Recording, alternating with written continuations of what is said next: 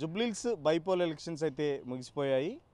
సర్వేలు ఎలక్షన్లకు పోలింగ్ ముందు ఒక చెప్పాయి. ఎగ్జిట్ పోల్స్ అయితే చాలా డిఫరెంట్గా వచ్చింది. ఇదే అంశంపై మనతో మాట్లాడడానికి నాగన్న సర్వే ఏదైతే జుబ్లీహిల్స్ బైపోల్కి సంబంధించి నాగన్న సర్వే కూడా సర్వే చేశారు. సో ఎలా ఉంది సర్వే రిపోర్ట్ అనేది మాట్లాడడానికి మనతో పాటు నాగన్న సర్వే అధినేత నాగన్న ఉన్నారు. అన్న చెప్పండి, ఏంటి అసలు పోలింగ్ ముందు అంటే ప్రచారానికి ముందు చాలా వరకు సర్వేలు బీఆర్ఎస్ అని చెప్పేసాయి.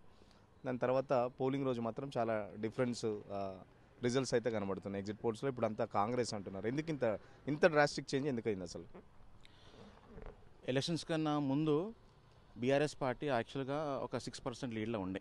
ఎప్పుడు అది బిఫోర్ నామినేషన్ కన్నా ముందు బీఆర్ఎస్ 5 to 6% ఎడ్జ్గా ఉండే. అయితే ఎప్పుడైతే ఒక సర్వే వచ్చిందో మార్కెట్లకు అది 18% చూపించింది. ఆ 18% సర్వే చూపించినప్పుడు అందులో అది అందరికి అర్థమైపోయింది, సంథింగ్ ఈజ్ రాంగ్, ఇది ఇంత పర్సంటేజ్ లేదు ఉండదు అని చెప్పేసి జనరల్ పబ్లిక్ కూడా అర్థమైపోయింది, జనరల్ ఓటర్ కూడా అర్థమైపోయింది. ఎందుకంటే హైదరాబాద్ ఓటర్స్ చాలా తెలివిగల వాళ్ళు కాబట్టి వాళ్ళకి అంతా అర్థమైపోయింది. ఇంకోటి ఏంటిదంటే ఆ యొక్క 18% వచ్చి సర్వే చూసి కాంగ్రెస్ పార్టీ ప్రజెంట్ గవర్నమెంట్లో ఉంది స్టేట్లో. ఇక్కడ ఓకే ఇంత పర్సంటేజ్ వ్యతిరేకత ఉందా అని చెప్పేసి, సంథింగ్ ఇది రాంగ్ ఉందని చెప్పేసి వాళ్ళు ఏంటంటే చాలా ప్రెస్టేజ్గా తీసుకొని ఈ సర్వేకు మనకు అలర్ట్ చేసినట్టు అనిపించిన ఫీలింగ్ తోటి సీఎం గారు కానీ మినిస్టర్స్ కానీ అందరూ మీటింగ్ పెట్టుకొని 100% సంథింగ్ రాంగ్ జరుగుతుంది, ప్రజలకు చాలా ఇబ్బంది అవుతుంది, ప్రజలకు రాంగ్ మెసేజ్ వెళ్తుంది. సో మనం కంపల్సరీ బై ఎలక్షన్ కంపల్సరీ మనం గెలవాలన్న ఉద్దేశంతో వాళ్ళు హార్డ్ వర్క్ చేశారు. ఈ హార్డ్ వర్క్ చేయడం వల్ల ఎక్కడ ఉన్న 5% 6% ఉన్న బీఆర్ఎస్ యాక్చువల్గా చెప్పుకోకపోయి ఉంటే సర్వే గీట మార్కెట్లో రాకుంటే సైలెన్స్గా ఉంటే మాత్రం పక్కకి బీఆర్ఎస్ గెలిచింది. ఈరోజు చెప్తున్నాను నేను, బీఆర్ఎస్ గెలిచేది. ఎప్పుడైతే ఆ సర్వేని మార్కెట్లోకి రిలీజ్ చేశారో వీళ్ళు 100%, అది పార్టీ రిలీజ్ చేసిందా ఎవరు రిలీజ్ చేసిందా నాకు తెలియదు, ఆ సర్వేని చూసి మాత్రం పబ్లిక్ అంతా ఈ గవర్నమెంట్ వాళ్ళు వన్ సైడ్ ఎలక్షన్ వేయడానికి ట్రై చేశారు అన్నమాట. సో పైనుంచి సీఎం గారి నుంచి కార్యకర్త వరకు ఫుల్ హార్డ్ వర్క్ పనిచేసే వాళ్ళు పనిచేసి మొత్తం టోటల్గా నెగిటివ్ ఉన్న ఓటర్స్ను టోటల్గా వీళ్ళు పాజిటివ్ చేసుకున్నారు. అదే అంటే ఒక సర్వేలో మీరు చెప్పినట్టు 18% ఇచ్చారు. దాదాపు మిగతా సర్వేలు కూడా బీఆర్ఎస్కే పట్టం కట్టిన పరిస్థితి. సో ఆ సర్వేలే ఇప్పుడు బీఆర్ఎస్ పార్టీని కొంపముచ్చాయా? ఏం చెప్తారు దానికి సంబంధించి? సర్వేల గురించి నేను కామెంట్ ఎక్కువ చేయను, కానీ బీఆర్ఎస్ యాక్చువల్గా నేను చెప్తున్నా కదా, బిఫోర్ నామినేషన్ కన్నా ముందు బీఆర్ఎస్ పార్టీ పర్సెంటేజ్ అనేది 5 to 6% ఎక్కువ ఉండే. అది ఎక్కువ రావడం వీట కొద్దిగా బీఆర్ఎస్ పార్టీ వాళ్ళకు అరే మీకు గెలుస్తామని ధీమా వెళ్ళిపోయింది. అట్లా వీట ఒక మైనస్ పాయింట్ వాళ్ళకు ఒకటి. ఇంకోటి ఏంటిదంటే ఇప్పుడు ఈ ఎలక్షన్లో నేను సర్వేలు దగ్గర నేను బిఫోర్ నామినేషన్ 2 సర్వే చేశాను. అక్టోబర్ 22 వరకు ఇంకో సర్వే చేశాను ఆఫ్టర్ నామినేషన్ తర్వాత వీట. అప్పుడు అక్టోబర్ 22 వరకు వీట ఇంకా బీఆర్ఎస్ లీడ్లో ఉంది నా సర్వేలో వీట, ఉన్న ఫ్యాక్ట్ చెప్తున్నాను. అప్పుడు 3% వెళ్ళాడు. అక్టోబర్ 30 వరకు మాత్రం కాంగ్రెస్ వచ్చేసింది ఆల్రెడీ. అప్పటికే కాంగ్రెస్ 30% వచ్చింది. కాంగ్రెస్ 30 అక్టోబర్కు కాంగ్రెస్ లీడ్లోకి వచ్చేసింది. అప్పటికే 3% లీడ్లో వచ్చేసింది కాంగ్రెస్. సో నాకు అప్పుడు కాంగ్రెస్ లీడ్ వచ్చాను. నేను పెద్ద వాళ్ళకి చెప్పిన ప్రజెంట్ నా సర్వే మాత్రం కాంగ్రెస్ లీడ్లో ఉందని చెప్పేసి మీడియా వాళ్ళకి చెప్పాను నేను. అలాగే నా సర్వే నేను రెగ్యులర్గా పనిచేస్తున్న క్లయింట్స్ కూడా నేను చెప్పాను ఆల్రెడీ. సో చేసుకుంటే మళ్ళీ వెళ్ళిపోయాను. మళ్ళీ ప్రజెంట్ లాస్ట్ నేను 3, 4, 5 మళ్ళీ చేశాను. అప్పుడు ఇంకా పెరుగుతుందన్నమాట, కానీ తగ్గట్లేదు అన్నమాట. నవంబర్ 3, 4, 5 ఉంది కదా, సర్వే పెరుగుతుంది కానీ తగ్గట్లేదు కాంగ్రెస్కు. అంటే ప్రచారం ముగిసే 2 రోజులు ముగిసే టైం వరకు కూడా మొత్తం బీఆర్ఎస్ అని చెప్పేసి చాలా వరకు సర్వేలు కానీ మూడ్ ఆఫ్ కూడా చాలా వరకు బీఆర్ఎస్కి పట్టం కట్టిన పరిస్థితి. ఏం జరిగింది మరి ఆ 2 రోజులు ప్రచారం ముగిసిన పోలింగ్కి మధ్యలో ఉన్న 2 రోజుల్లో ఏం జరిగింది? మీరు అసలు ఏం చేంజ్ చూసారు? ఆ 2 రోజుల్లో కూడా మీరు సర్వే చేసిన అని చెప్తున్నారు. సో ఎలాంటి సర్వే చేశారు? ఎంతమంది ఎన్ని శాంపిల్స్ సేకరించారు? ఏం జరిగింది అసలు? నేను 3rd నుంచి మళ్ళీ 7th వరకు సర్వే చేశాను. 7th నుంచి మళ్ళీ 10th వరకు సర్వే చేశాను. టోటల్గా మోర్ దెన్ 5,000 పైన శాంపుల్ చేశాను. ఇక్కడ 7 డివిజన్స్, ఒక్కొక్క డివిజన్ డిఫరెంట్గా ఉండే యాక్చువల్గా బిఫోర్ మన ఒక 1 వీక్ ఎలక్షన్స్ కన్నా ముందు వీట. ఎప్పుడైతే కాంగ్రెస్ పార్టీ వాళ్ళు పోల్ మేనేజ్మెంట్ పర్ఫెక్ట్గా చేశారు. బీఆర్ఎస్ కంపేర్ చేసుకుంటే పోల్ మేనేజ్మెంట్ జరగలేదు. ఒకటి సీఎం అనేది ఈ మన సీఎం మెయిన్లీ కంపల్సరీ గెలవాలనే ఉద్దేశంతో అతన్ని ఒక ఎజెండా తీసుకున్నాడు. దాని తగ్గట్టు అందరు పనిచేయడం మెయిన్లీ. ఇంకోటి ఏంటిదంటే కాంగ్రెస్ పార్టీ గవర్నమెంట్లో ఉండి ఓడిపోతే రాంగ్ మెసేజ్ వెళ్తే స్టేట్కు నెక్స్ట్ ఎలక్షన్స్ ఉన్నాయని చెప్పేసి వాళ్ళు పైనుంచి కింది వరకు హార్డ్ వర్క్ పనిచేసి ప్రతి ఓటర్ను ఓటింగ్ తీసుకొచ్చేసి ప్రతి బూత్కు వెళ్ళేసి ప్రతి పర్సన్ను వాళ్ళు స్కీమ్స్ అన్ని ఎక్స్ప్లెయిన్ చేసుకుంటూ గవర్నమెంట్లో ఉన్నాం మీకు కంపల్సరీ మీకు ఈ 3 ఇయర్స్లో ఏదో పని డెవలప్ చేస్తామని చెప్పి చెప్పుకుంటూ అలాగే మనమే ఉంటే మంచిదని చెప్పేసి మంచి నాయకుడు నవీన్ నాయక్ లోకల్ అని చెప్పి చెప్పుకుంటూ మెయిన్లీ జరిగింది ఒకటి. దాంతో పాటుగా ఇంకోటి ఏంటిదంటే first of all BRS graph తగ్గడానికి కారణం ఏంటిదంటే మెయిన్లీ క్యాండిడేట్ ఆమె యొక్క ఫేస్ వాల్యూ కానీ ఆమె యొక్క సింపతి అన్న ఆ సింపతి అసలు లేనే లేదు. నేను మెయిన్లీ ఏంటిదంటే నేను సర్వే చేసినప్పుడు పబ్లిక్కు నేను ఎక్కడైతే ఇంటర్వ్యూ చేసినప్పుడు అక్కడ మెయిన్ వాళ్ళు ఏమంటే మీరు ఏం చూసి ఓటేస్తున్నారమ్మా ఈ ఎలక్షన్స్లల్లా అని చెప్పేసి ఒక పర్టికులర్ క్వశ్చన్ అడిగాం మేము ప్రతి డివిజన్ లోపల ప్రతి ఓటర్స్ తోటి మేము చేసిన శాంపుల్ మొత్తానికి. ఏం చూసి ఓటేస్తున్నారు అన్నప్పుడు క్యాండిడేట్ను చూసి ఓటేస్తున్న వాళ్ళు 46.20, పార్టీని చూసి ఓటేస్తున్న వాళ్ళు 31.27, క్యాస్ట్ను చూసి ఓటేస్తున్న వాళ్ళు 4.43, అలాగే ఇంకా 3 ఇయర్స్ గవర్నమెంట్ ఉంది కదా అని రూలింగ్లో ఉంది అని చెప్పేసి దాన్ని చూసి ఓటేస్తున్న వాళ్ళు 5.63, అలాగే గోపీనాథ్ చనిపోయిండు కాబట్టి సింపతితో ఓటేస్తున్న వాళ్ళు మాత్రం ఓన్లీ ఫర్ 2.9%, డెవలప్మెంట్ చూసి ఓటేస్తాను డెవలప్ కావాలి ఇంకా అన్న వాళ్ళు 7.9%, డబ్బులు ఇస్తేనే ఓటేస్తున్న వాళ్ళకి 1% ఉన్నారు. అట్లా హైడ్రా పనితీరు చూసి ఓటేస్తున్న వాళ్ళు 1.33% ఉన్నారు. ఫ్రెండ్స్ ఫ్యామిలీ అన్న వాళ్ళు 1% ఉన్నారు. సో ఇక్కడ మెయిన్లీ ఏంటిదంటే ఎలక్షన్కు రెండు పార్టీల మధ్యలోనే అలాగే క్యాండిడేట్ మధ్యన జరిగింది. మిగతా అన్నీ ఏం లేదు. 80% ఆఫ్ ఓన్లీ పార్టీ క్యాండిడేట్ మధ్య జరిగింది అనమాట. దీనికి తోడు పార్టీ ఏమో అక్కడ బీఆర్ఎస్కి ఏమో క్యాండిడేట్ వీక్ అయిపోయాడు, పార్టీ బాగుంది అక్కడ అయినా. ఇక్కడ ఏంటిదంటే గవర్నమెంట్లో ఉన్న పార్టీ వచ్చింది, క్యాండిడేట్ ఇతను బయట అయిపోయింది. ఇంకోటి ఇతనికి మెయిన్లీ నవీన్ యాదవ్ గారికి పాజిటివ్ థింగ్స్ నెగిటివ్ థింగ్స్ అవి చెప్తాను నేను. అలాగే క్యాండిడేట్ ఇంకా 3 సంవత్సరాలు గవర్నమెంట్ ఉందన్న ఫీలింగ్ తోటి నవీన్ యాదవ్ గారికి ఓటేస్తున్నారు. అలాగే క్యాండిడేట్ని చూస్తున్నారు. బీసీ కార్డు ఒకటి, ఎస్సీ ఓటర్స్ వీట వాళ్ళకే ఉంది. అలాగే ముస్లిమ్స్ ఓటర్స్ వీట ఎప్పుడైతే అజరుద్దీన్కు ఎప్పుడైతే మినిస్టర్ ఇవ్వరో ముందు వీట ఇంకా అప్పటికి వీట బీఆర్ఎస్ లీడ్లో ఉంది. ఎప్పుడైతే సీఎం గారు ఒక డిఫరెంట్ ఆలోచనతోటి అతన్ని ఎవరు ఊహించలేదు అతనికి మినిస్టర్ ఇస్తారని చెప్పేసి సడన్లీ డిసిషన్ తోటి స్టేట్ మొత్తం అయింది. పబ్లిక్ ఓటర్స్ ముస్లిమ్స్ అందరు నెగిటివ్ అంటే 50-50 ఉన్న ముస్లిమ్స్ అందరు వీట 65 వరకు 63 వరకు వెళ్ళింది. ఇప్పుడు ప్రజెంట్ ఇప్పుడు జరిగిన నిన్న జరిగిన ఎలక్షన్లో 62 వరకు ముస్లిమ్స్ అనేది 65 వరకు కాంగ్రెస్కి ఇచ్చారన్నమాట. రిమైనింగ్ 35% బీఆర్ఎస్కి ఇచ్చారు. సో మెయిన్లీ ఏంటంటే లోకల్ జరిగింది అక్కడ. ఏమో క్యాండిడేట్ని పార్టీని చూస్తారని చెప్పి చెప్తున్నారు. 80% వరకు క్యాండిడేట్ పార్టీ అన్నారు. మరి బీఆర్ఎస్ వాళ్ళు మొదటి నుంచి రౌడీ అని చెప్పేసి ప్రచారం చేశారు.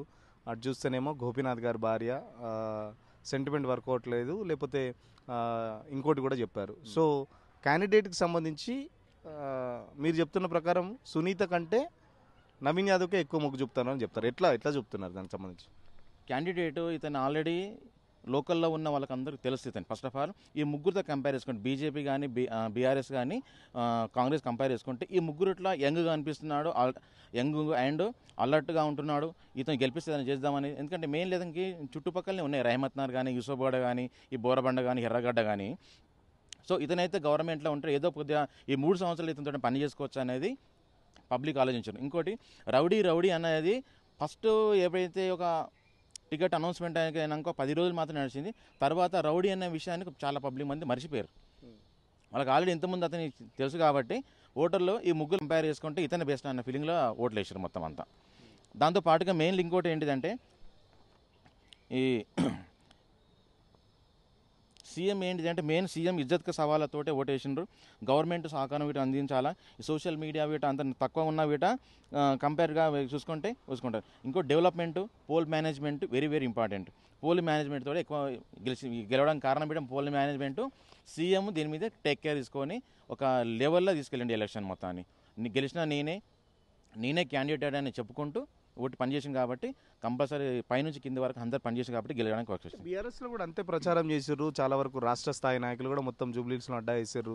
కేటీఆర్ కూడా కాళ్ళకు బల్పాలు కట్టుకొని తిరిగాడు. మొత్తం రోడ్ షోలు కానీ చాలా మొత్తం 6 గ్యారెంటీలకు సంబంధించి 2 ఏళ్ల కాంగ్రెస్ వైఫల్యాలకు సంబంధించి కూడా మొత్తం స్లైడ్స్ వేసి మరి ప్రజలకు చూపెట్టారు. కానీ అవన్నీ పనిచేయలేదా? ఇట్లా ఏం చెప్తారు మరి? 100% ఎక్సలెంట్ ప్రచారం చేసారు వాళ్ళు. ప్రచారంలో విషయంలో మాకు తక్కువలేదు, ఎక్సలెంట్ ప్రచారం చేసిండ్రు. కానీ అక్కడ మెయిన్లీ ప్రాబ్లం ఏంటిదంటే ఓన్లీ క్యాండిడేట్. ఇంకోటి నెక్స్ట్ ఈమె ఈమె గెలిస్తే నెక్స్ట్ 3 సంవత్సరాలు ఆల్రెడీ వేరే స్టేట్లో వేరే అసెంబ్లీ ఎట్లా ఉందో అలాగే ఉండవలసి వస్తుంది బీఆర్ఎస్ గెలిచి కాబట్టి ఈమె కన్నా గెలిపిస్తే ఇతనికి నవీన్ యాదవ్ గెలిపిస్తే కంపల్సరీ ఈ 3 సంవత్సరాలు పనిచేస్తాడన్న మెంటాలిటీ పబ్లిక్ ఆలోచన అయిపోయింది. ఇంకోటి ఏంటంటే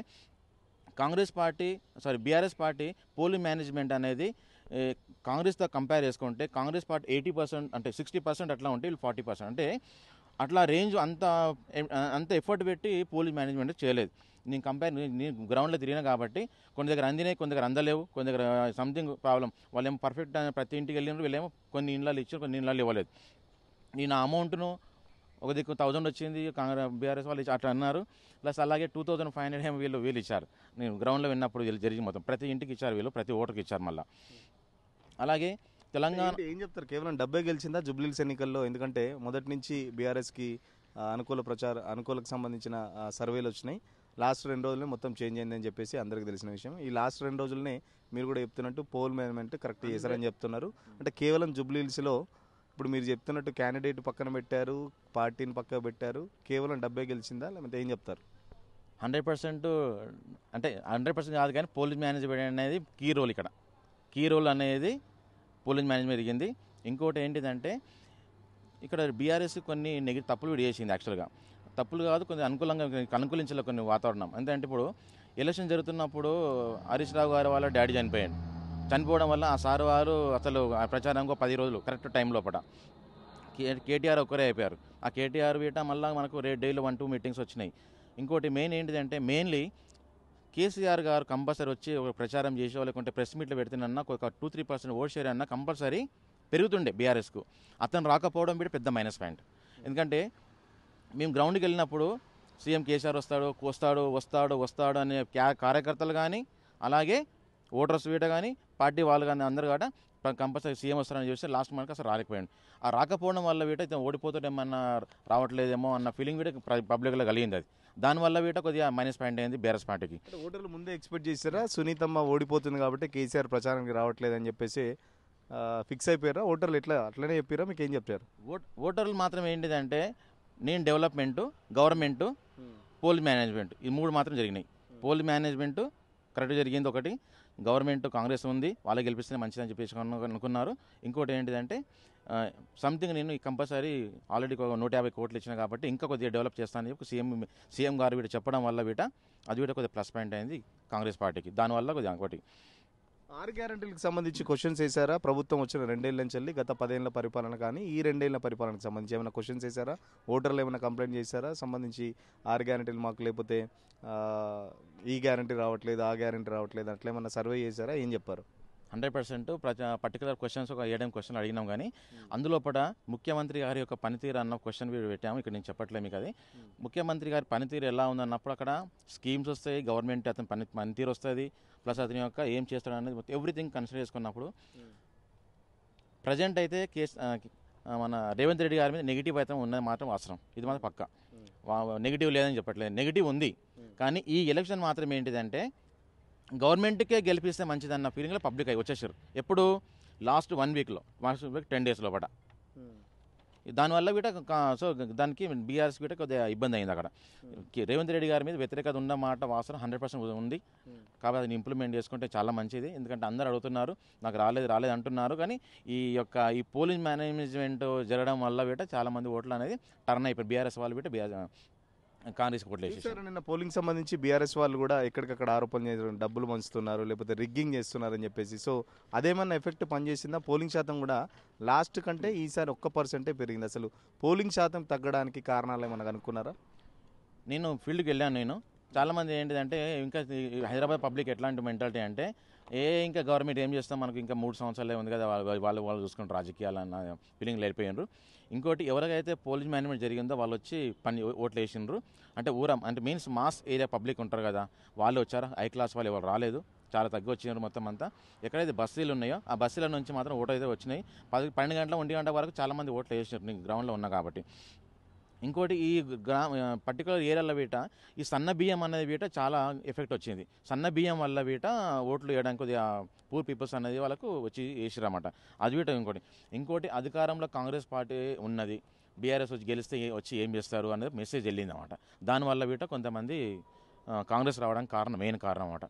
బీజేపీ అస్సలు లేదు. బీజేపీ ఎందుకంటే బీజేపీ క్యాండిడేటు రేటు అతనికి ఇవ్వడము, వాళ్ళ పైన ఉన్న నాయకులు కానీ కోఆర్డినేషన్ కరెక్ట్గా లేకపోవడము, వాళ్ళ క్యాడర్ కానీ బూత్ల కాడ కూడా పబ్లిక్ చాలామంది కనిపించలేదు మాకు అక్కడ. ఒక సపోజ్ బూత్ టేబుల్ వేసుకుని అనుకోండి, మొత్తం అందరు కాంగ్రెస్ సైడే వెళ్ళిపోయారు. ఇక్కడ బీఆర్ఎస్ తక్కువ వచ్చేసిండ్రు, బీజేపీ అసలు రావట్లేదు వాళ్ళు. అవన్నీ అబ్జర్వ్ చేశాను. అవన్నీ నేను ఎక్కువ ఎవరు వస్తున్నారు ఇక్కడ పార్టీ అంటే మొత్తం కాంగ్రెస్ వస్తున్నారు సార్, అందరు కాంగ్రెస్ వస్తున్నారు సార్ అని బూత్ ఏజెంట్స్ కానీ అందరు అన్ని అంటే వేరే పార్టీ వాళ్ళకి కనుక్కుని పెట్టా వాళ్ళు చెప్తున్నారు అన్నమాట. అందరు కాంగ్రెస్ వాళ్ళు ఎక్కువ వస్తున్నారు సార్ అని చెప్పేసి అలా ఫైనల్గా చెప్పండి, నిన్న ఎగ్జిట్ పోల్ మీరు ఏమి ఇచ్చారు? ఎలక్షన్ అయిపోయిన తర్వాత ఎగ్జిట్ పోల్ ఏ పార్టీకి ఎంత ఇచ్చారు, ఎంత డిఫరెన్స్ ఉంది? అంటే బీఆర్ఎస్ కానీ కాంగ్రెస్కి ఎంత డిఫరెన్స్ ఉంది, ఎంత ఎడ్జ్లో కాంగ్రెస్ పార్టీ బయటపడుతుందని చెప్తున్నాను. ఇక్కడ రెండు క్వశ్చన్. నేను పార్టీకి ఏ పార్టీకి ఓటేస్తా అన్నది ఒకటి ఉంటే నేను ఒక పార్టీకి లాయల్గా ఉంటాను, నీకు కానీ గెలిచే పార్టీ వేరే ఉండవచ్చు. సో నేను రెండు కంపేర్ చేస్తాను అన్నమాట. ఏ పార్టీకి ఓటేస్తావు అన్న పర్టికులర్ క్వశ్చన్ విషయంలో బీజేపీ నుంచి లంకల దీపక్ రెడ్డి గారికి 8.71, అలాగే కాంగ్రెస్ నుంచి నవీన్ యాదవ్ గారికి 47.84. యాక్చువల్గా ఇది ఏంటిదంటే 50 వరకు ఉండేది. నేను ఏంటిదంటే కొద్దిగా 1-2% ఎర్రర్ ఉండొచ్చు, పిల్లలు పెట్టి మిస్టేక్ చేస్తుంటారు కాబట్టి అని చెప్పేసి ఒక 2-3% తగ్గించి నేను 47.84 ఇచ్చాను. అలాగే మాగంటి బీఆర్ఎస్ నుంచి మాగంటి సునీత గారు, ఆమెకు 41.46. యాక్చువల్గా ఈమెకి ఏంటి 40 వచ్చింది, యాక్చువల్గా 40 చేంజ్ వచ్చింది, నేను 41 వేసాను ఇంకా. అలాగే ఇండిపెండెన్స్ అది వాళ్ళకు 1.99 అంటే 2% వచ్చింది వాళ్ళకు. ఏ పార్టీ గెలవచ్చు మరి అన్నావు, ఓటు వేయడం వేరు, ఏ పార్టీ గెలవచ్చు అన్నప్పుడు బీజేపీ గెలుస్తా అన్న బీజేపీకి ఇంకొద్దిగా 11.52 వెళ్ళిపోయింది. కాంగ్రెస్ నవీన్ యాదవ్కు 50 పైన వెళ్ళిపోయింది, 50.32. పక్క కాంగ్రెస్ గెలుస్తుంది అన్న వాళ్ళు 50.32%, పక్క బీఆర్ఎస్ గెలుస్తుంది అన్న వాళ్ళు 37.9%. ఇది జరిగింది. అలాగే మెయిన్లీ క్యాస్ట్ వాళ్ళు ఇంపార్టెంట్ మనకు. ఈ డివిజన్ల వీట చూసుకుంటే డివిజన్ల వైర్గా మీకు చెప్పాలనుకుంటే డివిజన్ల వీట చెప్తున్నాను మీకు. నేను పనిచేసిందా బీసీ కార్డు? ఎందుకంటే అటు ఒక పక్కన బీజేపీ నుంచి రెడ్డి ఉన్నాడు, ఇక్కడ బీఆర్ఎస్ నుంచి కమ్మ సామాజిక వర్గం. సో ఇప్పుడు 42% రిజర్వేషన్ అంతా హాట్ టాపిక్ ఉంది రాష్ట్రంలో. సో ఆ బీసీ కార్డు కూడా నవీన్ యాదవ్కి ఏమైనా కలిసి వచ్చిందా, ఏం చెప్తారు? 100% మీకు నేను కులాలు చెప్పాలి కాబట్టి మొత్తం ఎలక్షన్ మొత్తం అంతా దాంతో జరిగింది. ఇక్కడ బీసీ క్యాస్ట్ వాళ్ళు బీజేపీకి 10.71% ఓటు వేసిండ్రు, కాంగ్రెస్ నవీన్ యాదవ్కు 49.53 వేసిండ్రు, బీఆర్ఎస్కు 38.25, ఇండిపెండెన్స్కు 1.51. క్రిస్టియన్స్ 5.6% బీజేపీ, కాంగ్రెస్కు 45.88, బీఆర్ఎస్కు 41.53, అదర్స్కు 53, అదర్స్కు 6.98. ముస్లిమ్స్ మెయిన్లీ 1.97 బీజేపీ వచ్చిండ్రు, కాంగ్రెస్కు 52.66, బీఆర్ఎస్కు 44.44, అదర్స్కు 9.93. ఓసీలు బీజేపీకి 16.6% బీజేపీ, 45.31 కాంగ్రెస్, 36.62 బీఆర్ఎస్, 1.48 ఇండిపెండెన్స్. ఎస్సీలు బీట కాంగ్రెస్కి అనుకూలంగా ఉన్నారు. 10.22 ఎస్సీలు బీజేపీకి వేసిండ్రు, 46.9% కాంగ్రెస్కి వేసిండ్రు, 41.7% బీఆర్ఎస్కి వేసిండ్రు. 1. ఎస్టీలు మెయిన్లీ ఎస్టీలు అనేది ఇంతకుముందు యాక్చువల్గా ఎస్టీలు అనేది కాంగ్రెస్కి అనుకూలంగా ఉండే, ఈ ఎలక్షన్ మాత్రం ఎస్టీలు అనేది మారిపోయారు. అక్కడ వీళ్ళు బీఆర్ఎస్కి వెళ్ళినారు. ఎస్టీలు 16.44 బీజేపీ, 38.1% నవీన్ యాదవ్, 42.73 మాగంటి సునీతకి వేశారు, 2.74 ఇతరులకు వేశారు. సో ఇందులో మొత్తం చూసుకుంటే బీసీలు, ఎస్టీలు, క్రిస్టియన్స్, ముస్లిమ్స్, ఓసీలు, ఎస్సీలు ఈ 4 మొత్తం అంతా వన్ సైడ్ వేసేసారు మొత్తం ఎలక్షన్. దానివల్ల వీట కాంగ్రెస్ పార్టీకి మంచి మెజార్టీ రావడం అధికారం వస్తుందన్నమాట. ఫైనల్గా చెప్పండి, సర్వేలకు సంబంధించి అంటే సర్వేలు ముందస్తు సర్వేలు పార్టీలకు నష్టమా లాభమా అంటే ఏం చెప్తారు? ఇదంతా ఓకే, తర్వాత తీసుకుంటాను. సర్వేలకు సంబంధించి ఇప్పుడు సర్వేలు చేయబట్టే బీఆర్ఎస్ పార్టీ కొంప మునిగిందని చెప్పిన పరిస్థితి. సో సర్వేల వల్ల పార్టీలకు సంబంధించి ప్లస్లు ఏంటి మైనస్లు ఏంటి ఎట్లా ఉండబోతుంది? యాక్చువల్గా నేను యాక్చువల్గా 2 నెలలు పనిచేస్తున్నా. నేను చెప్పాలనుకుంటే నేను బయటకు వచ్చి చెప్పొచ్చు. నువ్వు ఎవరికైనా పని చేస్తున్నావో లేకుంటే ఎవరికైనా పని చేసినావు అనుకో, ఇంటర్నల్గా ఇస్తే మంచిది.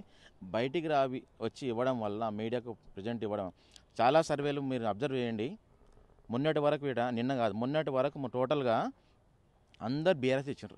దగ్గర 10 కంపెనీలు ఇచ్చారు. నేను బయటికి ఇవ్వలేను. నాకు తెలుసు ఆల్రెడీ, నాకు తెలుసు ఏ పార్టీ గెలుస్తా మొత్తం తెలుసు. నాకు ఫస్ట్కే తెలుసు నాకు ఆల్రెడీ. ఏ పార్టీ గెలిస్తే నాకు తెలుసు ఆల్రెడీ. నేను చెప్పలేదు బయటికి ఎప్పుడైనా ఎక్కడ విడా రాంగ్ వాళ్ళ రాంగ్ అని చెప్పలేదు. నేను రాంగ్ అని చెప్పి ఎవరికి చెప్పాలో అందరూ చెప్పేసిన ఆల్రెడీ క్లయింట్స్ మెయిన్ ఇంటర్నల్గా, కానీ బయటకు వచ్చి చెప్పలేదు. సో నేను కూడా బయటకు వచ్చి మీ పార్టీ చెప్పిన అనుకోండి మళ్ళీ ఇబ్బంది అవుతుంది. అందుగురించి నేను ఏం చెప్పలేదు. అందుగురించి ఈసారి నేను కంపల్సరీ చెప్పొద్దనుకునే మైండ్లో పనిచేశాను. సో సర్వేలు అనేది కొంతమంది అక్యురేట్గా చేస్తున్నారు, కొంతమంది అనేది మీద చేసి ఇస్తున్నారు. ఎప్పుడైనా సరే చూడండి, క్లయింట్ ఇట్టి సర్వే ఎందుకు ఇస్తాడు? ఎవరైనా నేను 100 మందికి ఎంప్లాయ్మెంట్ ఇస్తాను. నేను నాకు డబ్బులు ఇస్తే, నాకు ఎవరైనా డబ్బులు ఇస్తే నేను పని చేస్తాను. నాకు సొంతంగా నాకేం అవసరం? అలాంటి మెంటాలిటీ నాది. కొంతమంది ఏంటంటే పని ఇచ్చినా పని లేకున్నా ఏదో మీద శాంపుల్ చేసి మీద చెక్ చేసుకొని అవి ఇస్తున్నారు. ఒకళ్ళు చూసి ఒకళ్ళు ఇవ్వడం, ఒకళ్ళు చూసి ఒకళ్ళు పేరు లేని కంపెనీ మార్కెట్ మాస్ వస్తున్నాయి. అవన్నీ మీరు నమ్ముతారు అనుకోండి ఇబ్బంది పడతారు. ఎవరైనా సరే 100 మంది 1000 మంది శాంపుల్ చేయాలంటే కంపల్సరీ డబ్బు కావాలి. డబ్బు ఉంటే మన నీకు పని చేస్తేనే వ్యాక్సిన్ వాళ్ళు. అంతేగాని నువ్వు అందరు ఇస్తున్నారు కాబట్టి అంటే 10 కంపెనీలకు 15 కంపెనీలు లేదా 20 కంపెనీలు వచ్చినాయి నియర్లీ. 20 కంపెనీలు ఎంత చేస్తున్నారు? వాళ్ళు 100 శాంపుల్ చేసినారా 1000 శాంపుల్ చేసినారా తెలియదు మనకు, మీద చేస్తున్నారు. సో సర్వేలు మాత్రం మీరు ఎవరైతే యాక్యురేట్గా పనిచేస్తున్న వాళ్ళని నమ్మండి. మీకు తెలుసు ఆల్రెడీ ఎవరైతే యాక్యురేట్గా చేస్తారు, ఎవరు మార్కెట్లో ఉన్నారు. ఎవరైతే కరెక్ట్గా పనిచేయరు, ఇది మీద చేసిన వాళ్ళకి మీరు పనులు ఇవ్వకండి. అలాంటి వాళ్ళకు దిస్ ఇస్ మై ఒపీనియన్ అండి. ఖచ్చితంగా పోల్ మేనేజ్మెంట్తోనే కాంగ్రెస్ పార్టీ సక్సెస్ అయిందని చెప్పి చెప్తున్న పరిస్థితి. బీఆర్ఎస్ పార్టీ మొదటి నుంచి ప్రచారం చేస్తున్న ప్రచారంకి సంబంధించి ప్రచారం టైంలో హరీష్ రావు గారి ఫాదర్ చనిపోవడం, పార్టీకి సంబంధించి పెద్ద మైనస్, కేటీఆర్ ఒక్కడే తిరగడం, ప్లస్ కేసీఆర్ రాకపోవడం కూడా ఒక రకంగా పార్టీకి పెద్ద నష్టం జరిగిందని చెప్పుకోవచ్చు. ఎందుకంటే ఒకవేళ కేసీఆర్ వస్తే అటు పార్టీ క్యాడర్లో కానీ ఓటర్లో కానీ కొంచెం జోస్ వచ్చేది. ఎందుకంటే పార్టీ క్యాడర్ కూడా చాలా వరకు కేసీఆర్ వస్తుందని చెప్పేసి చాలా వరకు వెయిట్ చేశారు. చాలా వరకు గ్రౌండ్ లెవెల్లో పార్టీ కార్యకర్తలు కూడా నాతో షేర్ చేసుకున్నారు, కేసీఆర్ వస్తే బాగుండు ప్రచారానికి అని చెప్పేసి కూడా చాలామంది కార్యకర్తలు షేర్ చేసుకున్న పరిస్థితి. కేవలం ప్రభుత్వంలో ఉన్నారు కాబట్టి 3 సంవత్సరాలు ఇంకా అభివృద్ధి కార్యక్రమాలు జరగాలంటే ఖచ్చితంగా కాంగ్రెస్ పార్టీకి పట్టం కలిగితేనే న్యాయం జరుగుతుందని చెప్పేసి ఓటర్లు కాంగ్రెస్ పార్టీకి టర్న్ అయినట్టు చెప్తున్న పరిస్థితి. దాదాపు ప్రచారానికి ముందు దాదాపు అన్ని సర్వే సంస్థలు బీఆర్ఎస్ పార్టీకి ఇచ్చిన రోజుకు గ్రాఫ్ పడిపోతుండడం, అటు మెయిన్గా నవీన్ యాదవ్తో పోలిస్తే సునీత కొంచెం వీక్ క్యాండిడేట్ అని చెప్పేసి చాలా వరకు చెప్తున్న పరిస్థితి. సో సెంటిమెంట్ అస్సలు పనిచేయలేదు, గోపీనాథ్ గారి సెంటిమెంట్ అస్సలు పనిచేయలేదని చెప్తున్న పరిస్థితి. మరో పక్కన పోల్ మేనేజ్మెంట్ కూడా కాంగ్రెస్ పార్టీ చాలా వరకు సక్సెస్ అయింది. ముఖ్యమంత్రి స్థాయి నుండి మంత్రులు, ఎమ్మెల్యేలు, ప్రజాప్రతినిధులు, కార్పొరేషన్ చైర్మన్లు అంతా జుబ్లీల్స్ని ఇజ్జత్కా సవాలని చెప్పి తీసుకున్న పరిస్థితి. ఎందుకంటే గవర్నమెంట్లో ఉన్నారు కాబట్టి ఓడిపోతే అది నెగిటివ్ ఫీడ్బ్యాక్ ప్రజల్లోకి వెళ్తుంది. అటు అధిష్టానం దగ్గర నుంచి కూడా చివాట్లు పడతాయని చెప్పేసి సో మంత్రివర్గం మొత్తం ముఖ్యమంత్రితో పాటు జుబ్లీల్స్ మీద కాన్సన్ట్రేట్ చేశారు. తమకు సంబంధించిన 6 గ్యారంటీలు ఏదైతే 6 గ్యారంటీలు మొదటి నుంచి బీఆర్ఎస్ పార్టీ ప్రచారం చేసిందో, కేటీఆర్ కూడా చాలా వరకు 2023 ఎలక్షన్ల ముందుకు ఏం చేశారు, వాళ్ళు ఏం హామీలు ఇచ్చారు, ఇప్పుడు ఏం హామీలు అమలయ్యాయని చెప్పేసి కూడా పెద్ద ఎత్తున స్లైడ్స్తో కూడా ప్రచారం చేసినప్పటికీ, ప్రచారంలో బీఆర్ఎస్ పార్టీ చాలా చురుగ్గా ఉన్నప్పటికీ లాస్ట్ వరకు పోల్ మేనేజ్మెంట్లో మాత్రం బీఆర్ఎస్ పార్టీ చాలా వీక్ అయిందని చెప్పేసి సో అదే కాంగ్రెస్ పార్టీ సక్సెస్ మంత్రం అని చెప్పేసి చెప్తున్న పరిస్థితి. ఇప్పటికైనా సర్వేలకు సంబంధించి అక్యురేట్ సర్వే సంస్థలు మాత్రమే పార్టీలు నమ్ముకోవాలి. ఎలాంటి సర్వే సంస్థలైనా క్యాండిడేట్కి ఇంటర్నల్గా ఇవ్వాలి, కానీ ఓపెన్గా చెప్తే ఆపోజిట్ పార్టీ వాళ్ళు ఖచ్చితంగా దాన్ని ప్లస్గా తీసుకొని వాళ్ళు దానికి సంబంధించి గ్రౌండ్ లెవెల్లో క్లియర్ చేసుకుంటారు. కాబట్టి సో ఎట్టి పరిస్థితుల్లో సర్వే రిపోర్ట్లు ఏ పార్టీకైనా ఇంటర్నల్గా ఇవ్వాలి, ఓపెన్గా చెప్తే ఆపోజిట్ పార్టీ వాళ్ళు దానికి సంబంధించిన వాళ్ళ తప్పులని సరిదిద్దుకొని ఇలాంటి పరిస్థితులే వస్తాయి. కాబట్టి ఖచ్చితంగా సర్వే సంస్థలు ఎట్టి పరిస్థితుల్లో క్యాండిడేట్కి పార్టీకి ఇంటర్నల్గా పనిచేయాలి తప్ప పబ్లిసిటీ కోసం బయట పెట్టుకుంటే ఇలాంటి పరిస్థితులు వస్తాయని చెప్పేసి నాగన్న చెప్తున్న పరిస్థితి. వీడియో జర్నలిస్ట్ సతీష్తో సురేష్, తొలి వెలుగు కోసం. అసలైన తొలి వెలుగు. ఫాలో వాట్సాప్ @తొలి వెలుగు official.